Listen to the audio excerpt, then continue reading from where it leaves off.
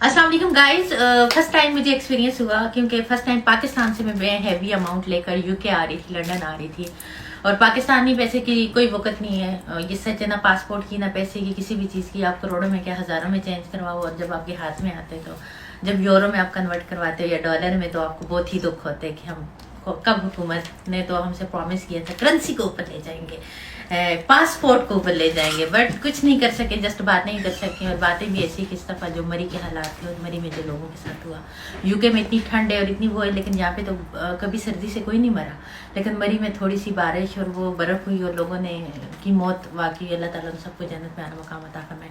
तो हाँ, कहना मैं ये चाह रही थी कि अमाउंट लाते वक्त थोड़ा ख्याल रखिएगा, क्योंकि आपको पकड़ लेते हैं। मुझे तो किसी ने कुछ नहीं कहा, आपको पता है, और कह भी नहीं सकते।